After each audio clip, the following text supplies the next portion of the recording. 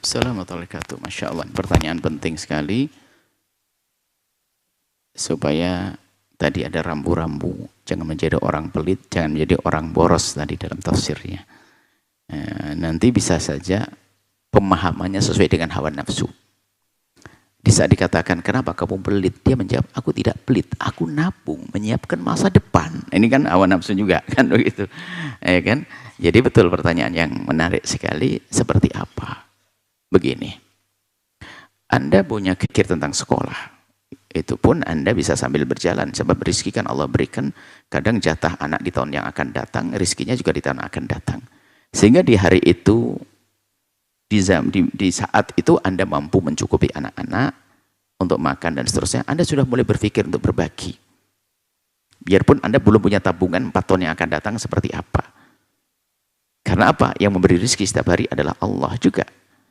Sehingga dengan pemberian Anda kepada orang lain, bisa jadi itulah yang mengundang nanti rezeki Allah lebih banyak lagi. Bukankah janji Allah seperti itu? Nah, jadi artinya apa? Penting di saat seperti itu, kebutuhan mendesak Anda terpenuhi. Kemudian setelah itu Anda jangan lupa untuk bisa berbagi. Pun yang repot kan begini, Anda punya utang. Insya Allah bukan Anda tidak punya utang. Saya memberi contoh itu nggak tegaan. Kalau ada orang punya utang, saya ngasih contoh yang baik-baik ya untuk Anda. Adapun untuk dia itu siapa saja. Ada orang punya utang, belum beres, sok berderma, mana mungkin diterima. Anaknya mau sekolah dia, pembayarannya belum ada. Maka bagaimana dia akan berderma? Atau sebaliknya, dia niruti hawa nafsunya. Masa depan anakku, memasakkan anaknya sekolah mahal dia, sementara gajinya pas-pasan. Itu adalah israf, berlebihan, hawa nafsu, nyiksa dia. Suatu ketika ada seorang perempuan datang kepada kami bicara tentang masalah keuangannya. Dia nggak punya kerjaan, suami nggak ada. Anaknya setiap bulan berapa per bulannya? Per bulan anak saya masih TK atau ke SD kelas 1. Per bulannya adalah 1.200.000. Saya kaget. Anak kami 1 bulan 75.000. Jadi dia yang sebulan 1.200.000 ngadu kepada anaknya yang sebulannya 75.000. Saya bingung ini cara berpikirnya gimana? Saya jawab seperti apa? Jadi gaya hidup. Jadi kalau anaknya bersama orang kaya, kayaknya langsung jadi kaya dia. Kemudian gaya hidupnya ibu-ibunya, wali santrinya itu kan gaya shopping, pamer tas, diajak belanja, kuliner, bapaknya nyungsep tambah hutang. Nah ini kan gaya hidup yang salah itu.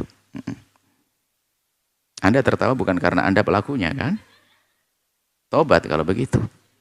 Bisa hidup lah seperti itu. Jadi biasakan, makanya ada kehidupan yang diajarkan Nabi, kesederhanaan, biarpun Anda punya harta melimpah, karena kesederhanaan itu menjadikan Anda langsung termanage bagaimana berbagi.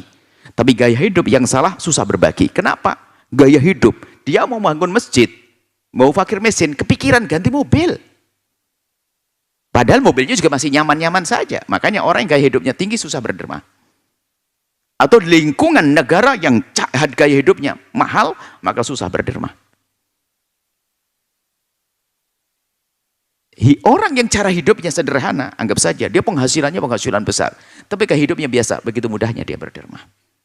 Maka ukurannya adalah Anda harus mencukupi untuk urusan diri Anda, keluarga Anda. Ini yang inti, yang dasar. Setelah itu Anda bisa mulai berderma dan sebagainya. Anda punya pertimbangan, bukan berarti wah menghayalkan anakku hidup 100 tahun dan sebagainya, atau hidupku panjang ini. Jadi pelit nanti, tabung tidak berderma. Ada keseimbangan nanti.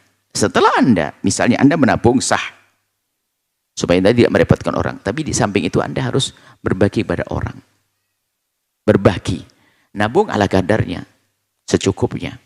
Dan sah saja Anda menyatakan bahwasanya anak saya harus punya rumah. Tapi di dalam perjalanan Anda menabung, tidak serta-merta semuanya harus Anda tabungkan.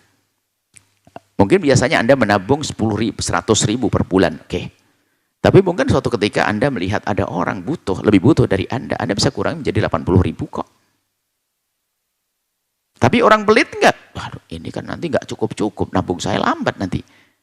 Ada orang lebih perlu, maka Anda pertimbangkan. Sehingga dengan keadaan Anda lebih kaya dari dia saat itu. Maka Anda harus berbagi. Hati-hati ya.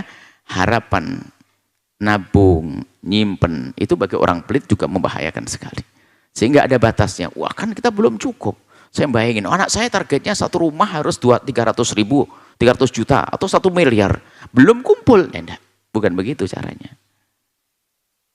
Jadi rizki mungkin. Membiasakan berbagi sekecil apapun, itu penting, biarpun mohon maaf, ada orang punya gaji sehari hanya 40 ribu. Kebutuhan makannya adalah mungkin pas-pasan. Tapi dia harus membiasakan untuk bisa berbagi dengan cara, oke, untuk hari ini belanja saya, biasanya kok bayamnya itu 6 ikat, saya akan ganti dengan 3 ikat. Pun suami saya nggak akan tahu, hanya nyari aja di tempat sayur kok nggak ada. Tapi 3 ikatnya sudah dibagi ke tempat lain. Itu cerdas. Tidak akan terkurangi. Sesaat-sesaat begitu. Nah, gitu. Jadi Anda biasakan dari kecil. Nah, memang betul-betul, makanya ilmu membatasi antara jangan pelit, jangan berlebihan, ini harus betul-betul dengan pertimbangan. Pelit banget kacau nih. Pelit nggak pernah berderma. Boros nggak bisa berbuat apa-apa. Lah boros kepada dirinya sendiri, apalagi. Boros untuk dirinya sendiri. Lah boros untuk orang lain bisa jadi tidak ikhlas. Hanya pengen disanjung manusia. Itu kerja di kota, kalau pulang ke rumah tuh pengen dianggap sukses. Ngutang itu, bagi-bagi, dibilang sukses. Boros, wah bagi. Sehingga saya tahun depan nggak berani pulang. Kenapa? Kalau saya pulang saya harus keluarkan 15 juta bagi-bagi tetangga. Iya, biar dibilang kamu sukses ya. Itu berarti gengsi dia. Pengen berbuat baik, hanya ingin dipandang manusia. Makanya pandang Allah nanti akan damai. Jadi Anda punya penghasilan pas-pasan, keluarga cukup, sisihkan sedikit untuk Allah. Nanti secara otomatis jika cara hidup Anda terus dimulai dari ini, di saat rezeki Anda semakin banyak, lihat derma Anda semakin banyak. Semakin banyak, tidak boros, tidak pelit. Tapi dari awal lihat, anaknya belum punya untuk bayar. Ini foya-foya. Beli, gedekan televisinya. Ganti motornya, motor yang pertama. Handphone gonta-ganti. Oh, rupanya ibunya suka main handphone. Ini model-model begitu tuh bermasalah. Bagaimana anaknya tidak bisa bayar 4 bulan, datang kita kelihatan tas ibunya bagus. Mobilnya di pinggir, agak jauh parkirnya. Biar gak ketahuan kalau pakai mobil. Ini gila orang tua semacam itu. Dia menyetorkan anaknya ke pondok, tapi tidak ngasih makan. Seperti taruh di hutan. Kan bahaya itu.